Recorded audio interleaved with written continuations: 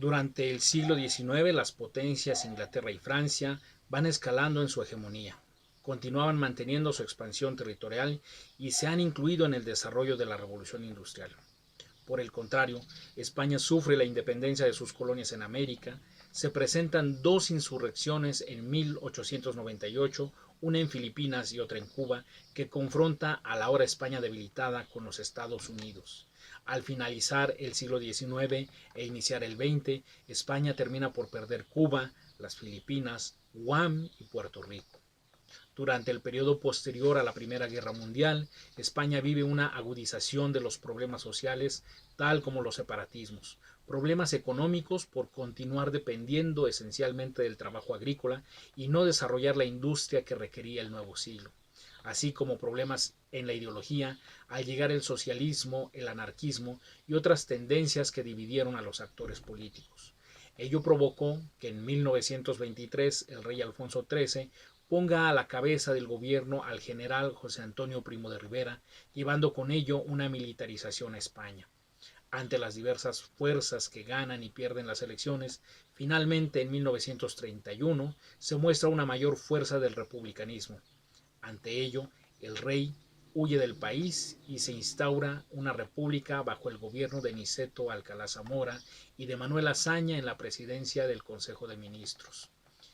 El panorama político de España es verdaderamente complejo, pues para las Cortes de 1923 las posturas participantes las conformaban demócratas, liberales, izquierdistas, liberales agrarios, reformistas, nicetistas, conservadores, siervistas, mauristas, anarquistas, regionalistas, republicanos, socialistas, unionistas, monárquicos, nacionalistas catalanes, nacionalistas vascos, integrantes de la Liga Monárquica Vizcaína, tradicionalistas, carlistas, católicos, clases mercantiles, agrarios, integristas e independientes. En definitiva, como pueden ver, un panorama político que hacía imposible gobernar. Al cabo de un tiempo, la violencia política y la polarización social dan lugar a una sublevación militar cuyo fracaso inicia la Guerra Civil Española con el levantamiento de la guarnición militar española en Marruecos el 17 de julio de 1936. No conforme con la ya de por sí compleja situación con el advenimiento de la Guerra Civil Española, surge la intervención de los extranjeros que probablemente prefiguren una nueva violencia, nuevas determinaciones partidistas, otras maneras de actuar políticamente que tendrán su concreción en la ya muy cercana Segunda Guerra Mundial. Hitler y Mussolini apoyan el plan de Francisco Franco. El gobierno de la Unión Soviética envía armas, tropas y estrategas militares. Un grupo de italianos conforman el batallón Garibaldi. Las llamadas Brigadas de Justicia y Libertad las formaban un conjunto de socialistas y comunistas de diversos países. La Brigada Lincoln está constituida por norteamericanos. Además, había otros que actuaban como individuos. Tal fue el caso de los escritores George Orwell, André Marlowe o Ernest Hemingway, a quien la experiencia bélica le propició posteriormente la escritura de la novela Por quién doblan las campanas. La guerra era ya imparable. Manuel Azaña, siendo presidente de la Segunda República, pronuncia un discurso titulado Paz, Piedad y Perdón, publicada en algunos diarios de 1938, con una última advertencia para que la guerra fratricida pare.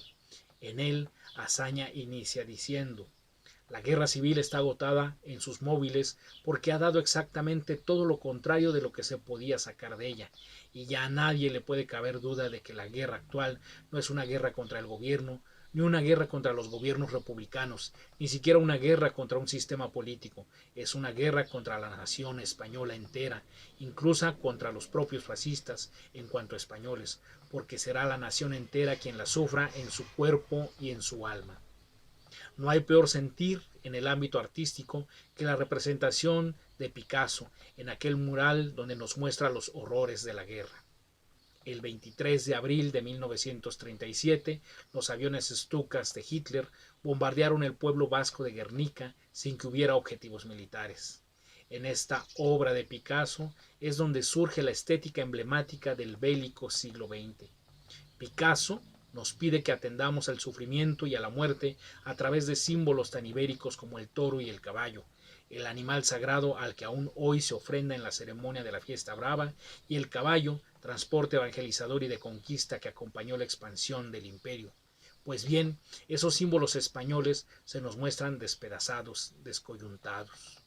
Nada quedaba del imperio donde nunca se ponía el sol. El poeta Mariano José de Larra escribe: aquí yace media España, murió de la otra mitad.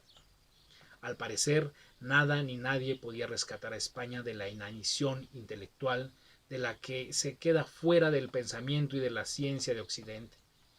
Castilla miserable, ayer dominadora, envuelta en sus harapos, desprecia cuanto ignora, acusa Antonio Machado, uno de los representantes de aquella generación del año de la pérdida del imperio.